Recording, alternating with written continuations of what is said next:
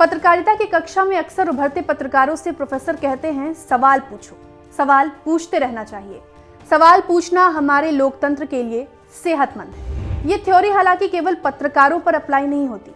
हर जागरूक नागरिक, चाहे वो पत्रकार हो, नेता हो, किसी भी प्रोफेशन में हो, उसे सवाल करते रहना चाहिए। उदाहरण के तौर पर जैसे आप देखते हैं कि सत्ता पक्ष के लोग विपक्ष और विपक्ष के लोग सत्ता पक्ष के नेताओं से सवाल करते हैं। सवाल जवाब के इसी सिलसिले से हमारा लोकतंत्र जिंदा है। लेकिन कांग्रेस नेता राहुल गांधी से बीजेपी नेता सुशील मोदी ने जो सवाल पूछे हैं, वो ना तो हमारे लोकतंत्र के लिए सेहतमंद है और ना ही देश की धर्मनिरपेक्षता के लिए। सुशील मोदी ने बुधवार देर रात ट्वीट कर कांग्रेस नेता राहुल गांधी से 2 सवाल पूछे। पहला, राहुल गांधी बताएं कि देश के पहले 5 शिक्षा मंत्री केवल एक ही समुदाय से क्यों बनाए गए।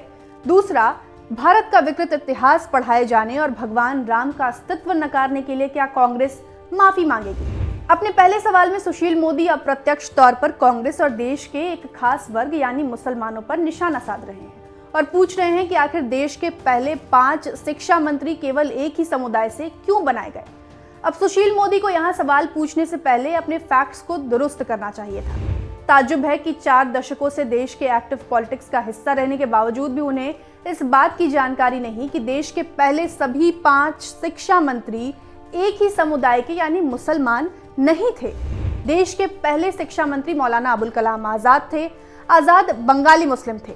स्कॉलर होने के साथ ही साथ उन्होंने लंबे वक्त तक देश की स्वतंत्रता के लिए संघर्ष किया। बतौर शिक्षा मंत्री उनका कार्यकाल 11 साल लंबा चला। वो 15 अगस्त 1947 से लेकर 22 जनवरी साल 1958 तक देश के शिक्षा मंत्री रहे। देश के दूसरे शिक्षा मंत्री केएल श्रीमाली थे। नाम से साफ जाहिर है कि वो मुसलमान नहीं थे।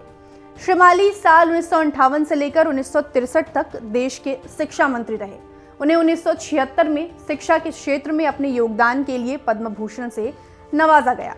देश के तीसरे शिक्षा मंत्री हुमायूं कबीर थे। हालांकि वो केवल 3 महीने तक ही बतौर शिक्षा मंत्री अपनी सेवा दे सके। बाद में एमसी चागला को देश का अगला शिक्षा मंत्री बनाया गया।